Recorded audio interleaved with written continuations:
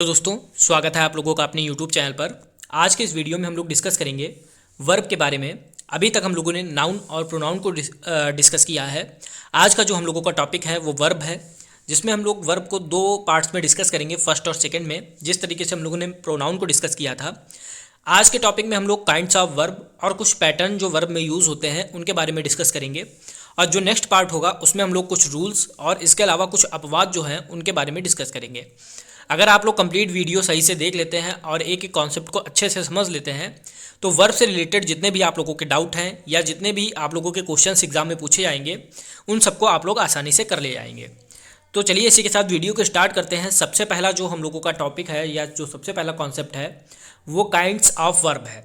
तो वर्ब के जो प्रकार हैं वो चार प्रकार होते हैं: finite verbs, non finite verbs, transitive verb और इंट्रांजिटिव वर्ब्स। तो ये चार प्रकार होते हैं। अब इनको एक एक करके समझ लेते हैं। जो फाइनाइट वर्ब्स होते हैं इनमें एक सब्जेक्ट होता है और ये सब्जेक्ट की संख्या एवं पर्सन के अनुसार प्रयुक्त होते हैं। जो फाइनाइट वर्ब होता है इनमें केवल एक सब्जेक्ट होता है और सब्जेक्ट की संख्या एवं पर्सन के अनुसार इनको यूज किया जाता है। नेक्स्ट जो है नॉन फाइनाइट वर्ब है। ये तीन प्रकार के होते हैं: इन्फिनिटिव, जीरंड और पार्टिसिपल। अब एक एक करके सबको देख लेते हैं। इन्फिनिटिव का मतलब होता है टू का यूज होगा प्लस V1, यानी वर्ब की first form. Two plus verb की फर्स्ट फॉर्म का यूज होता है। और इसमें जो है नाउन का भी जो इस टाइप के वर्ब होते हैं, इन्फिनिटिव वर्ब होते हैं, इनमें नाउन के भी गुण होते हैं, इसलिए हम लोग इनको वर्ब नाउन भी कहते हैं। कभी कभी अगर आप लोगों से क्वेश्चन पूछ लिया जाए कि वर्ब नाउन किसे कहते हैं, तो इन्फिनिटिव वर्ब को ही हम लोग वर्ब नाउन के नाम से भी जानते हैं। जैसे, और इसमें जो यूज होता है टू प्लस V1, ये आप लोगों को याद रखना है। यहाँ पर भी ये पैटर्न आपको मिलेगा, वो इन्फिनिटिव वर्ब का उदाहरण होगा। जैसे कि आई वॉन्ट टू स्टडी, तो टू का यूज़ हुआ और वर्ब की फर्स्ट फॉर्म यहाँ पर आप लोगों की यूज हुई। I want to study English, तो वर्ब की फर्स्ट फॉर्म प्लस टू का यूज़ हुआ। जहाँ पर भी टू और वर्ब की फर्स्ट फॉर्म का यूज़ होगा वो इन्फिनेटिव होगा। इसी तरीके से जीरंड, तो जीरंड में वी यानी वर्ब प्लस ING। तो ये जब भी इस फॉर्म में आप लोगों को कोई भी पैटर्न, इस टाइप का कोई भी पैटर्न मिलता है तो वहाँ पर जीरंड होता है। इस टाइप के जो भी वर्ब होते हैं वो ING पर ख़त्म होते हैं। जैसे swimming is a good exercise, I love watching television, तो वॉचिंग देखिए यहाँ पर जो है ING पर ख़त्म हो रहा है, वर्ब की first form plus ING। Swimming verb की first form swim plus ING। तो इस टाइप के जितने भी वर्ड होते हैं उनको हम लोग जीरंड वर्ब कहते हैं। Swimming is a good exercise, इसमें स्विमिंग जो है ये आप लोगों के जीरंड वर्ब का एक उदाहरण है। नेक्स्ट जो है यहाँ पर एक नोट के तौर पे है, कई वर्ब्स या एडजेक्टिव या फ्रेज के बाद टू का प्रयोग होता है। यहाँ पर टू के बाद V1 के स्थान पर V1 प्लस ING का प्रयोग होता है। जैसे हम लोगों ने इन्फिनिटिव में पढ़ा कि टू प्लस V1 का यूज होता है, लेकिन कुछ फ्रेजेस या कुछ एडजेक्टिव या कुछ वर्ब ऐसे होते हैं जिनमें टू के बाद में भी ING का यूज होता है। इनको आप लोगों को याद रखना है। जैसे use to, accustomed, averse to, with a view to, addicted to, devoted to, in addition to, look forward to, object to, given to, taken to, prone to। तो ये जो वर्ड हैं इनके बाद में आप लोगों को वर्ब की फर्स्ट फॉर्म नहीं मिलेगी बल्कि ING मिलेगा। जैसे he is addicted to smoking, अगर इन्फिनिटिव के हिसाब से आप देखेंगे तो टू के बाद में स्मोक आना चाहिए था, लेकिन कुछ फ्रेजेस या कुछ वर्ब्स ऐसे होते हैं जिनमें टू के बाद में भी ING का प्रयोग किया जाता है। तो इन वर्ड्स को आप लोगों को याद रखना पड़ेगा। He is addicted to smoking, I am looking forward to meeting you, तो यहाँ पर टू का यूज हो रहा है, लेकिन वर्ब की ING, वर्ब के साथ ING फॉर्म का भी यूज हो रहा है। तो इन वर्ड्स को आप लोग याद रखिए। जहाँ पर भी ये वर्ड्स आप लोगों को देखने को मिलते हैं तो वहाँ पर आप लोग टू के बाद में ING का यूज़ करेंगे। इसके लिए सरल तौर पे आप लोग ये दो एग्जांपल याद रख सकते हैं। He is addicted to smoking या I am looking forward to meeting you. तो जहाँ पर भी ये फ्रेज मिलेंगे वहाँ पर वहाँ पर आप लोगों के वर्ब के साथ ING का यूज़ करना पड़ेगा। नेक्स्ट है, सामान्य शब्दों में अगर कोई फ्रेजल वर्ब टू में खत्म हो तो उसके बाद V1 प्लस ING का प्रयोग होगा, किंतु मॉडल यूज टू के बाद V1 का प्रयोग होता है। अगर यहाँ पर देखेंगे आप लोग, सामान्य शब्दों में अगर कोई फ्रेजल वर्ब टू पे खत्म होगा तो V1 प्लस ING का प्रयोग होगा, लेकिन अगर मॉडल के रूप में यूज टू का प्रयोग हो रहा है तो V1 का प्रयोग होगा। इसको एग्जाम्पल के तौर पे हम लोग समझ लें। जैसे I use to drive on the right, तो यहाँ पर यूज टू का प्रयोग जो है मॉडल के रूप में हो रहा है, इसलिए यहाँ पर हम लोग आगे आईएनजी का प्रयोग हम लोगों ने ड्राइविंग का यूज़ नहीं किया बल्कि ड्राइव का यूज़ हुआ। जहाँ पर भी यूज टू जो है मॉडल के रूप में यूज़ होगा तो वहाँ पर आप लोगों का टू के बाद में वर्ब की फर्स्ट फॉर्म का यूज़ होगा। ये बात आप लोगों को याद रखनी है। जैसे यहाँ पर आप लोग देख सकते हैं, इससे आप लोग आसानी से याद रख पाएंगे। अगर यूज टू के पहले वर्ब हो तो यूज टू के बाद V1 प्लस आई आता है। अगर यूज टू के पहले वर्ब नहीं है तो यूज टू के बाद V1 आता है। यानी कि अगर यूज टू के पहले वर्ब का यूज हो रहा है तो आप लोगों के V1 प्लस आई जीरेंट फॉर्म आएगी। अगर यूज टू के पहले वर्ब का प्रयोग नहीं हो रहा है यानी कि मॉडल के रूप में यूज हो रहा है तो यूज टू के बाद में आप लोगों के वर्ब की फर्स्ट फॉर्म आएगी। जैसे he got use to driving on the right when he was in London. तो यहाँ पर आप लोगों का देखिए वर्ब का यूज हुआ है, उसके बाद में यूज टू का यूज हुआ है, तो आप लोगों के वर्ब के साथ में आईएनजी का यूज़ हुआ, जीरंट फॉर्म का यूज़ हुआ। लेकिन I use to drive on the right, तो यहाँ पर कोई भी यूज टू से पहले कोई भी वर्ब नहीं आया, यानी यूज टू का जो यूज़ हो रहा है वो मॉडल के रूप में हो रहा है, तो यहाँ पर आप लोगों का आईएनजी का यूज़ नहीं होगा। तो इस बात को आप लोगों को ध्यान रखना है। इससे ही रिलेटेड आप लोगों के क्वेश्चन पूछे जाते हैं। सामान्य शब्दों में अगर यूज टू के पहले वर्ब का यूज हो रहा है तो यूज टू के बाद में आईएनजी, तो टू के बाद में आईएनजी का प्रयोग होगा। अगर यूज टू के पहले वर्ब का प्रयोग नहीं हो रहा है तो वर्ब की फर्स्ट फॉर्म ही टू के बाद में यूज़ की जाएगी। जैसे he got use to, verb का यूज़ हुआ तो यूज टू के बाद में आईएनजी का प्रयोग हुआ। यूज टू यहाँ पर वर्ब का कोई यूज़ नहीं हुआ तो यूज टू ड्राइव यानी वर्ब की फर्स्ट फॉर्म का यूज हुआ। तो ये आप लोगों का यूज टू से रिलेटेड एक इम्पॉर्टेंट कॉन्सेप्ट था। नेक्स्ट है पार्टिसिपल। जो शब्द वर्ब एवं एडजेक्टिव दोनों का कार्य करें उन्हें हम लोग पार्टिसिपल के नाम से जानते हैं। पार्टिसिपल जो है ये भी तीन प्रकार के होते हैं, प्रेजेंट पार्टिसिपल, पास्ट पार्टिसिपल और प्रेजेंट परफेक्ट पार्टिसिपल। तो ये तीन आप लोगों के पार्टिसिपल होते हैं। प्रेजेंट पार्टिसिपल क्या होता है, इसमें present participle V1 plus ING के रूप में प्रयोग होता है। जैसे hearing the noise we rushed out the restaurant. तो जहाँ पर भी आप लोगों का present participle V1 plus ING के रूप में प्रयोग होगा तो वहाँ पर प्रेजेंट पार्टिसिपल होगा। एग्जाम्पल के तौर पे आप लोग समझ सकते हैं, हियरिंग V1 प्लस आईएनजी से स्टार्ट हो रहा है, हियर और उसमें आईएनजी लगा दिया गया, तो hearing the noise we rushed out the restaurant. तो ये आप लोगों का प्रेजेंट पार्टिसिपल का उदाहरण हो गया। पास्ट पार्टिसिपल में क्या होगा, सेंटेंस जो है वो V3 से स्टार्ट होगा। Driven by poverty he committed suicide. तो यहाँ पर ड्राइवन से स्टार्ट हो रहा है यानी कि वर्ब की थर्ड फॉर्म से स्टार्ट हो रहा है, तो यहाँ पर पास्ट पार्टिसिपल होगा। अब परफेक्ट पार्टिसिपल में क्या होता है, हैविंग V3 यानी हैविंग से स्टार्ट होगा, उसके बाद वर्ब की थर्ड फॉर्म आएगी, having done with it they got down to work. तो ये परफेक्ट पार्टिसिपल का उदाहरण हो गया। तो इस तरीके से जो पार्टिसिपल हैं वो आप लोगों के तीन प्रकार के होते हैं। प्रेजेंट पार्टिसिपल जो कि वर्ब के साथ आईएनजी के साथ यूज होता है, जैसे हियरिंग से स्टार्ट होता है। पास्ट पार्टिसिपल वर्ब की थर्ड फॉर्म के साथ स्टार्ट होता है। और परफेक्ट पार्टिसिपल जो है वो हैविंग और V3 यानी कि हैविंग के बाद वर्ब की थर्ड फॉर्म के साथ स्टार्ट होता है। तो ये पार्टिसिपल हो गया। अब ट्रांजिटिव वर्ब, ये काफ़ी इंपॉर्टेंट है। जब वाक्य में क्रिया के बाद एक कर्म की आवश्यकता पड़े तो क्रिया ट्रांजिटिव वर्ब कहलाती है।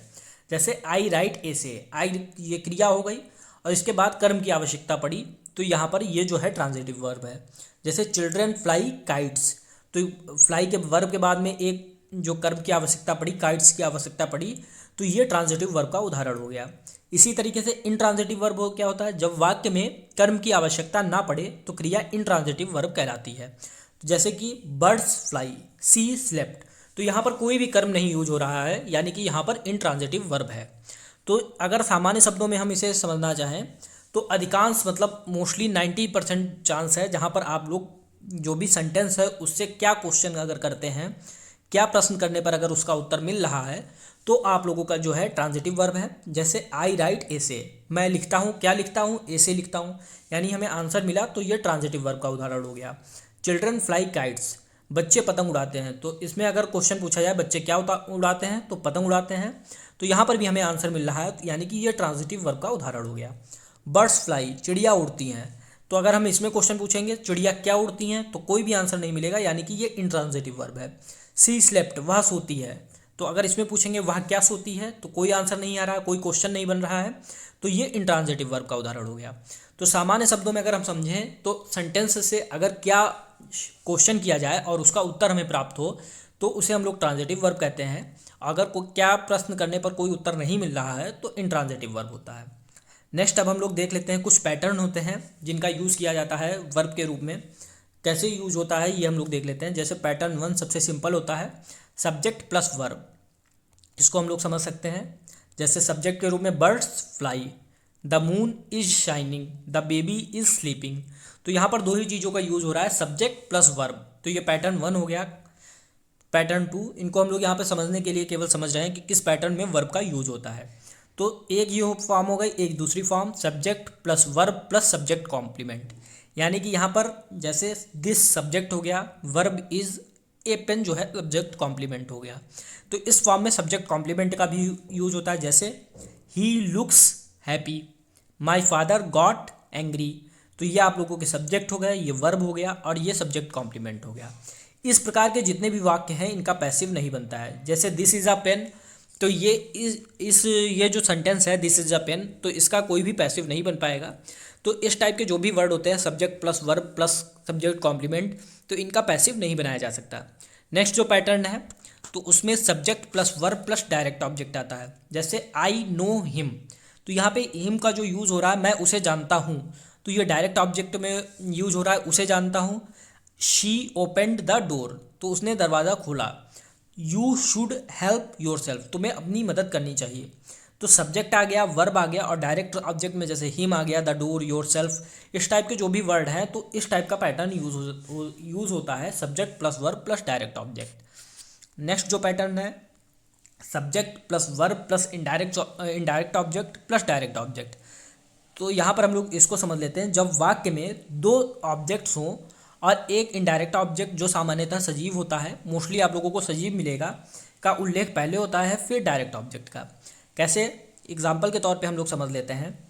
I gave her my book, तो हर जो है ये सजीव का बोध करा रहा है, ये इनडायरेक्ट ऑब्जेक्ट है, ये डायरेक्ट से पहले आएगा। अब माई बुक ये डायरेक्ट ऑब्जेक्ट है, ये इनडायरेक्ट के बाद में आएगा। जैसे I bought him a wallet, तो हिम का यूज़ हुआ है पहले, ये सजीव है तो ये इनडायरेक्ट ऑब्जेक्ट हो गया। वैलेट का यूज़ बाद में हुआ है, ये डायरेक्ट ऑब्जेक्ट हो गया। तो इस टाइप से अगर कभी आप लोगों से क्वेश्चन पूछ लिया जाए कि इसमें से आप लोगों को बताना है इनडायरेक्ट ऑब्जेक्ट कौन सा है और डायरेक्ट ऑब्जेक्ट कौन सा है, तो सिंपल आप लोग जो इनडायरेक्ट ऑब्जेक्ट है वो डायरेक्ट से पहले आएगा और सामान्यतः सजीव होगा। जैसे आप लोग यहाँ पर देख पा रहे होंगे, हर, हिम, मी, ये तीनों ही सजीव का बोध करा रहे हैं और डायरेक्ट से पहले आए हैं। तो ये आप लोगों का एक पैटर्न हो गया। नेक्स्ट जो पैटर्न है इसमें सब्जेक्ट आता है पहले, फिर वर्ब आता है, फिर डायरेक्ट ऑब्जेक्ट आता है, फिर प्रीपोजिशन आता है, नेक्स्ट प्रीपोजिशनल ऑब्जेक्ट आता है। जैसे he showed his notes to me, तो ही सब्जेक्ट हो गया, वर्ब शोड हो गया, हिज नोट्स डायरेक्ट ऑब्जेक्ट हो गया और प्रीपोजिशन टू हो गया और प्रीपोजिशनल ऑब्जेक्ट मी हो गया। ये देखिए यहाँ पर हिज नोट्स आया है, ये निर्जीव का बोध करा रहा है, तो ये डायरेक्ट ऑब्जेक्ट हो गया। अगर यहाँ पर इनडायरेक्ट ऑब्जेक्ट का यूज़ होता तो वो आपका सजीव का बोध कराता है। ए पर्स डायरेक्ट ऑब्जेक्ट हो गया, माई नोट्स डायरेक्ट ऑब्जेक्ट हो गया, टू, फॉर, इस टाइप के वर्ड्स जो हैं वो प्रीपोजिशन हो गए, मी, हर, ये सब प्रीपोजिशनल ऑब्जेक्ट हो गए। तो ये एक फॉर्म होता है। इसमें अगर आप लोगों से पूछ लिया जाए कि प्रीपोजिशनल ऑब्जेक्ट क्या है, तो ये हो गया, डायरेक्ट ऑब्जेक्ट ये हो गया, वर्ब या ये आप लोगों का हो गया, सब्जेक्ट ये हो गया और प्रीपोजिशन ये हो गया। नेक्स्ट जो फॉर्म है पैटर्न 6, इसमें जो है सब्जेक्ट का यूज़ होता है, फिर वर्ब का होता है, फिर नाउन या प्रोनाउन आता है, फिर एडजेक्टिव आता है। जैसे she washed the plates clean, तो सबसे पहले शी आया, सब्जेक्ट हो गया, वर्ब आया, फिर वाश्ड, फिर नाउन या प्रोनाउन द प्लेट्स, फिर एडजेक्टिव आया क्लीन, यानी साफ होने का जो गुण बता रहा है वो क्लीन है, ये वो एडजेक्टिव है। ऐसे ही आई आया, फिर लाइक आया, फिर माइटी आया, फिर स्ट्रांग आया। तो इस टाइप के जो भी वर्ड होते हैं वो उसमें subject plus verb plus noun या प्रोनाउन प्लस एडजेक्टिव आता है। नेक्स्ट जो है पैटर्न 7 है, इसमें subject plus verb plus preposition plus prepositional object. ये जैसा कि अभी हम लोगों ने ऊपर देखा था उसी तरीके से है। ही सक्सीडेड इन हिज अटेम्प्ट, तो इन जो है ये प्रीपोजिशन है, प्रीपोजिशनल ऑब्जेक्ट क्या हो गया, हिज अटेम्प्ट हो गया। She met with an accident, तो विद आप लोगों का प्रीपोजिशन हो गया, प्रीपोजिशनल ऑब्जेक्ट आप लोगों का एन एक्सीडेंट हो गया। This book belongs to me, तो प्रीपोजिशन जो है वो टू हो गया, प्रीपोजिशनल ऑब्जेक्ट आप लोगों का मी हो गया। इस तरीके से pattern 8 subject plus verb plus infinitive. अब इसमें कुछ चीज़ें आप लोगों को याद रखनी है। जैसे इस पैटर्न में प्रयुक्त होने वाले वर्ब्स जो हैं like, love, prefer, begin, start, agree, try, attempt, choose, continue, intend, propose, desire, wish, want, hate, dislike, hope, expect, promise, fear, remember, forget, offer, love. तो ये जो शब्द हैं, अगर इन शब्दों का यूज़ हो रहा है तो ये subject plus verb plus infinitive में यूज़ होते हैं।